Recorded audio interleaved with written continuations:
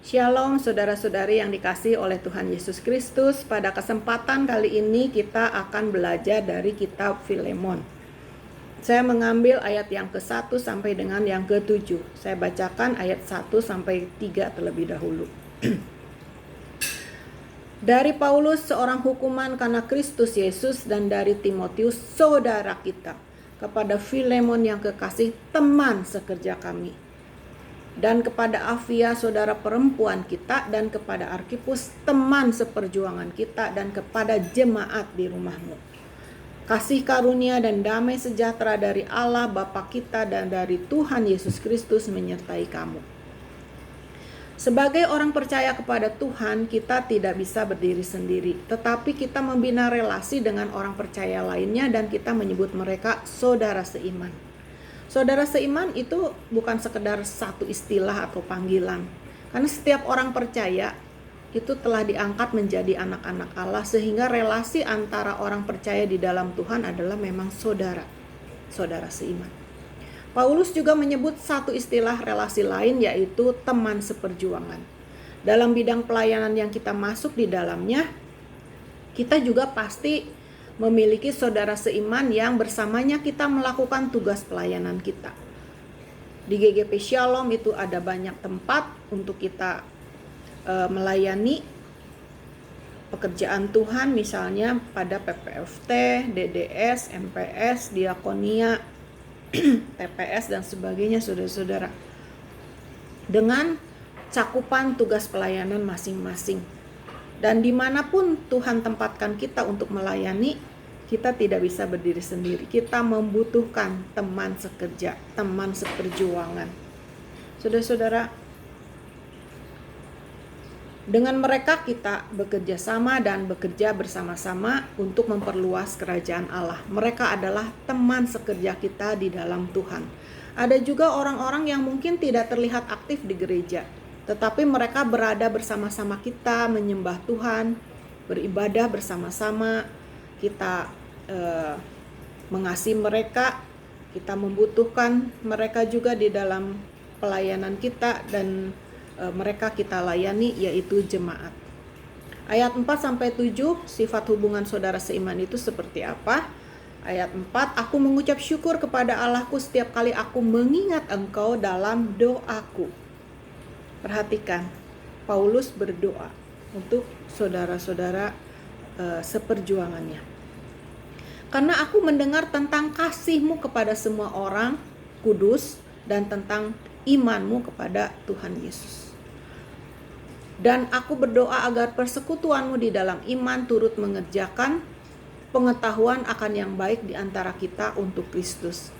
Dari kasih-Mu sudah kuperoleh kegembiraan besar dan kekuatan, sebab hati orang-orang kudus telah kau hiburkan, saudaraku. Saudara, ini satu relasi yang luar biasa antara Paulus dengan teman-teman seperjuangannya. Relasi antara saudara seiman itu dikatakan di sini didasari oleh kasih Kristus. Tadi di dalam ayat 3 juga dikatakan. Sehingga kita mengasihi mereka, saudara-saudara seiman kita itu penuh dengan ucapan syukur kepada Allah. Hubungan yang didasari kasih Kristus lebih daripada hubungan pertemanan biasa. Kita turut merasa sakit ketika saudara seiman kita merasakan penderitaan, dan turut bersuka cita atas setiap hal baik yang terjadi di dalam kehidupan saudara seiman kita. Pada zaman WhatsApp sekarang, kita bisa menyatakan bela sungkawa kita, atau kita bisa menyatakan bahwa kita turut berbahagia bersama mereka apapun yang dialami saudara-saudara seiman kita atau teman-teman kita. Kemudian saudara-saudara, ada satu hal, yaitu saling mendoakan satu dengan yang lain. Karena kita adalah teman seperjuangan, saudara seiman, maka selayaknya kita saling mendoakan satu dengan yang lain. Terlebih sebagai sesama pelayan Tuhan, kita membutuhkan dukungan doa dari yang lain. Tidak ada satu orang pun yang cukup kuat untuk berjuang sendirian. Kita perlu topangan doa dari orang lain. Orang lain juga perlu topangan doa daripada kita. Maka itu baiklah kita saling mendoakan satu kepada yang lain, supaya kita saling mendukung, saling menguatkan, dan diberi kekuatan oleh Tuhan untuk kita dengan setia melayani Tuhan. Relasi atau persekutuan antar orang percaya juga diisi dengan saling menguatkan iman satu dengan yang lain, yang di dalamnya kita bisa saling sharing kesaksian atau renungan seperti saat ini. Ya, baik diunggah melalui grup WA atau lain-lain, saudara-saudara. Di dalamnya kita bisa saling menguatkan satu dengan yang lain, saling menghibur.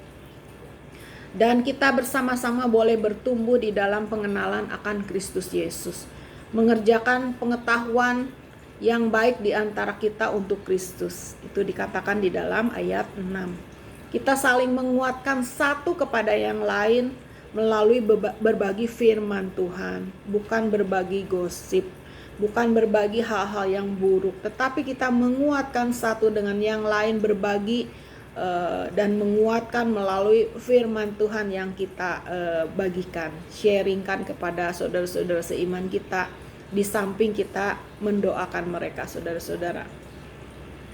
Jadi apa yang kita bisa pelajari dari Filemon ayat 1 sampai dengan yang ke-7 ini, saudara-saudara?